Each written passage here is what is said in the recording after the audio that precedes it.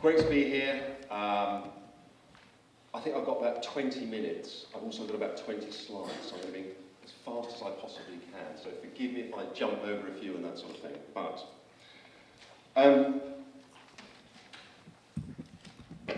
I will start this process with talking about how bad the food system is, and it really is bad. I think the problem is we talk about how bad the food system is in terms of its carbon impact, its impact on biodiversity, its impact on health, its impact on our high streets and the business. And we get to the point where I think we forget actually the reality of what that means on the ground. Now here's a few examples that I've used again and again and again. And it's all about the fact that we have essentially normalised bad food. We have to be honest and start talking about the difference between good food and bad food. We always seem to talk about, well, we've got to improve the food, we've got to make better food. We don't admit that the food system and our current food culture is terrible. It is killing people and it is destroying the planet. Now, every week you read of yet another statistic, but I think the ones you read more recently in your memory are a bit more powerful, and these are two that I came across this week. You probably know them. There are 500,000 people or more accessing emergency food aid in the UK, and yet we are the 5th largest economy in the world. That is unforgivable. According to Chris Mould at the Trussell Trust, no policy response, and the situation is getting worse. The other one, which I find almost the most shocking one of all, is that 20% of our school children leave primary school obese. Not secondary school, primary school. And they will have to deal with the impact of that through their shortened lives. It is as simple as that. It is a crime. And unfortunately, despite our best efforts, most of those things are getting worse and worse. This is a catastrophe unfolding in front of our eyes. There is no doubt in my mind. One of the problems from an NGO perspective, and I think for a lot of public agencies, is that we spend or have to spend our entire time firefighting. We are only able at the moment to deal with the worst immediate excesses and impacts of this bad food system, to the point where we never actually manage to step back and say, what happens if we completely redesigned the system? What about if we took a strategic approach to this to build a positive food culture and a positive food system?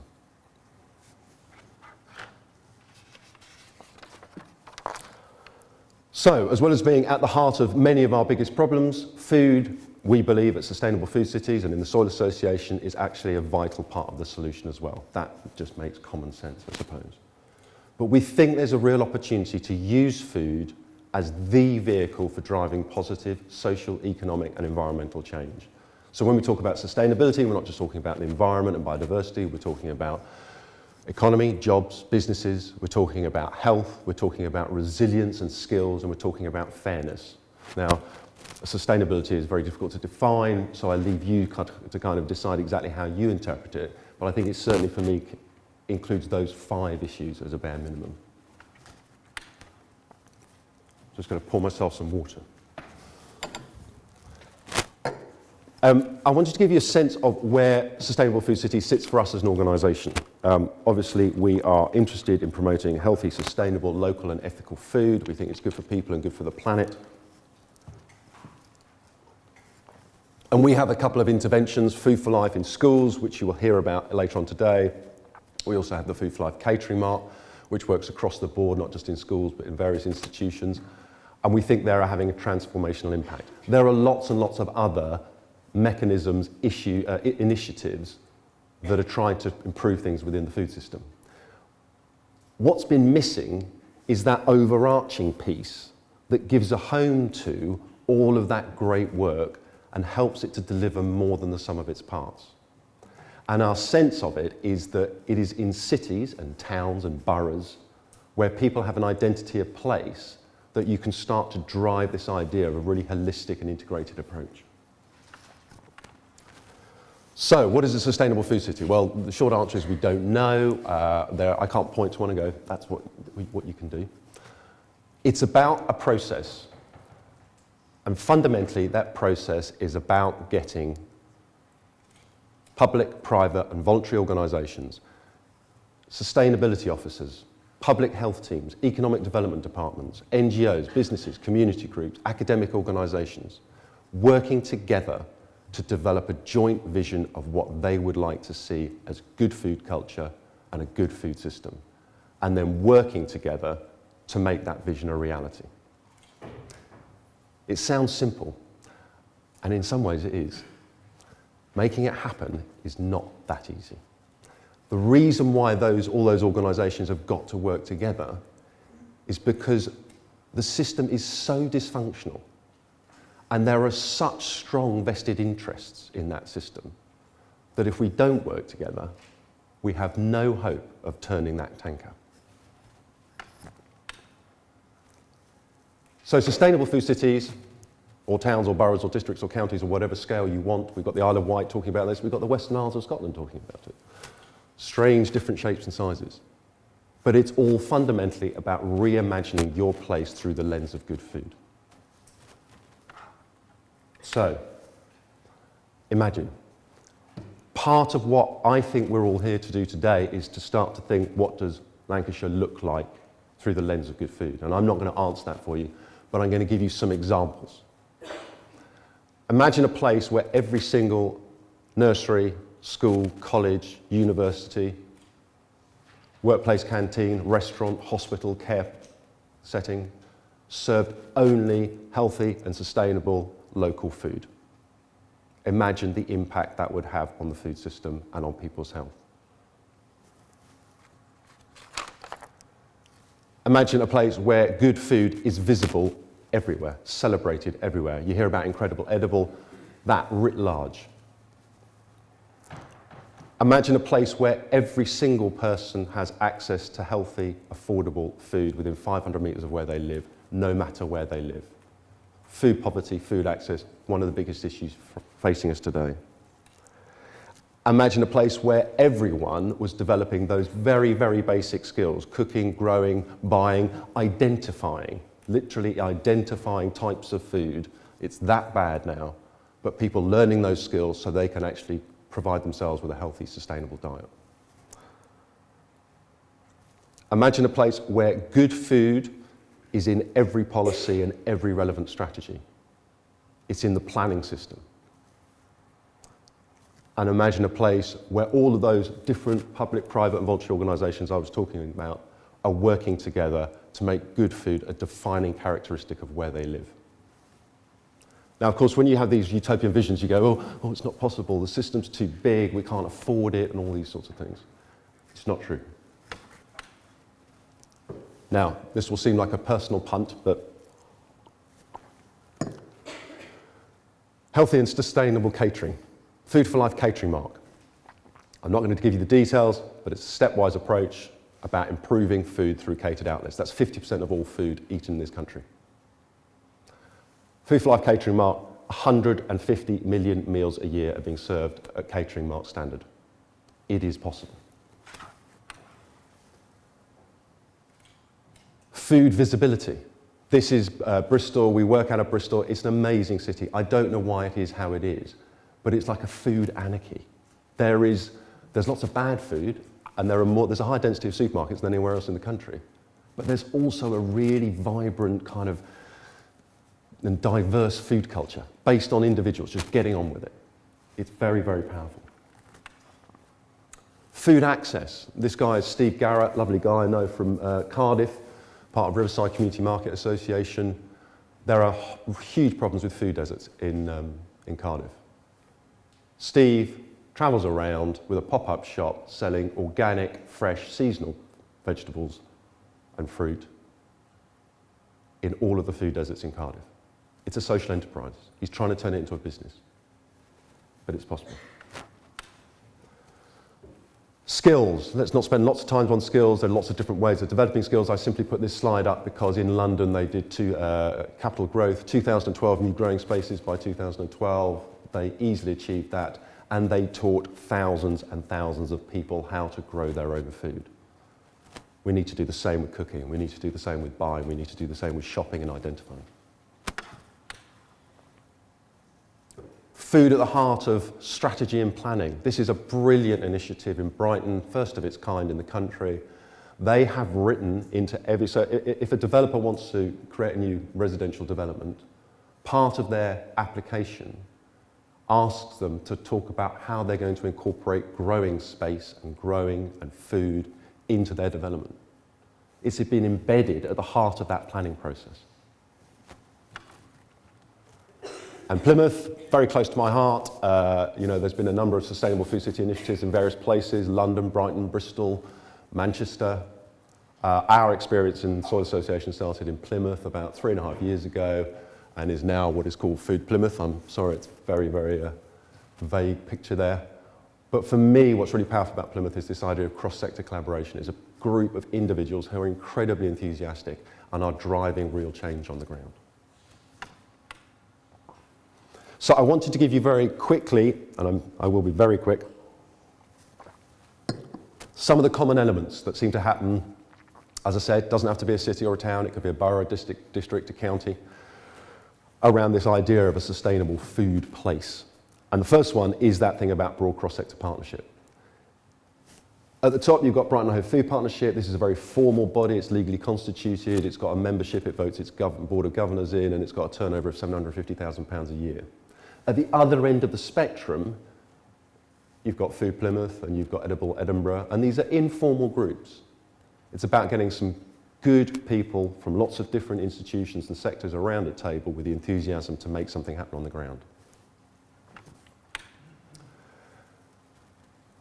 A number of places have not developed charters. I think charters are a very powerful way of taking things forward, and for a number of reasons. These are the charters on the left of Bristol, in the middle of Cardiff, and on the right of Plymouth. You've got to develop a really powerful vision, a concept around good food if you want to engage the public around good food. And this is one element of it. There's also something about when you bring all those different cross-sector organisations together, it's about how do you get them to have the kind of conversation they need to come up with a sense of common purpose and a common vision. And in developing a fairly basic sort of charter about what your principles are, what you want to achieve, you can do that. But there's also something else in this, which is in all of these charters, when we launched them, we had a bit on the inside where it says, I ... will do X, Y, Z to support the principles of this charter. So right from the outset, you're talking about going outside the tent, trying to get every different organisation, individual and institution in a place to support what you're trying to do, practically, in real terms, on the ground. When we launched the Plymouth Food Charter, we had 60 organisations that had already made a commitment to helping us to achieve that goal. The other thing about Plymouth you'll notice, and I think it's the most iconic one, is it's about creating a brand. It's about creating something that people can kind of get a sense of. Everything in the world is about brands now. And we need to create a brand identity place around good food that people can be proud of. It's quite hard to see, but for anyone who's been to Plymouth, that's the lighthouse on Plymouth Hoe. For people in Plymouth, you show them that, it's Plymouth. They start to get a feel of pride of place around a good food culture. The other thing I think that's interesting around this is looking at Bristol. You know, words like local and sustainable and so many other words, healthy, that they're a little bit off-putting, I think, or they're a bit meaningless. Now, good is also a bit meaningless, but I think for most people who are, not working within the sector, the idea of good food is much more positive. It's not preachy. It's about engaging them in a positive food culture. And I think if we're going to change things, we've got to make people want to be part of a positive and enjoyable food culture. Obviously, no point producing a vision if you're not going to turn it into reality. And all the places that we've been working with, they have some kind of strategy or action plan. Brighton and Hove, on the left, very detailed strategy, 5-year program. They delivered most of what they were intending to achieve, so they've developed another one. Incredibly detailed. In Plymouth, if I could show you Plymouth, it would be on an A3 sheet of paper. The important thing is that you think very carefully about what are the few little things that will make a big difference. And I think that's quite a difficult thing to do sometimes, is about teasing out where are those levers of change that you can have a really significant impact. The bit that often gets forgotten about is that, I think it's Paretos rule, isn't it? That sort of 80-20 thing, and it's a version of that.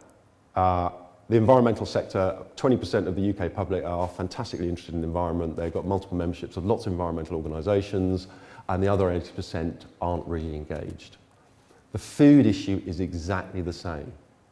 And we've got to find a way of stepping beyond that 20% of the interested to those who at the moment aren't. Because that's where we'll make real change happen on the ground. And to do that, we've got to focus on that kind of public engagement program. Again, personally, I think not from a preachy perspective. You know, I think there is a place for things like 5 a day and those sorts of things, but I'm not sure that on its own that is ever going to result in what we need to see, which is a completely transformational shift in food culture. One of the things I think Plymouth did really, really well was that right from the outset they thought about how do you engage the public. So they've built a powerful brand. It gets put out in all different forums, so in their a series of events and in the media. But they also have a very, very strong, continuous rolling program of public engagement events. To use a terrible food metaphor, they keep the pot boiling rather than having one moment in the year where they go, oh, well, let's have a food festival, and then everyone goes back to how things were before.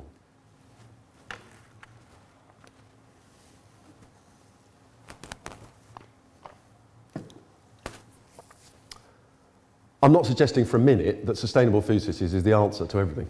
It isn't. It's about creating more structure, getting more people involved, more coherence, so that all of those fantastic initiatives which you're going to hear about later on today can thrive and have a bigger impact. But there seems to be something happening because an awful lot of places now are saying, if we don't start working together in this kind of coherent way, we may be missing a trick. There are probably now, I think there are 29 towns and cities who are formally part of the Sustainable Food Cities Network, so that means they've got a governance structure in place and they're developing and delivering action plans. And we're having conversations with another 40 to 50 already about how they might take a similar approach forward.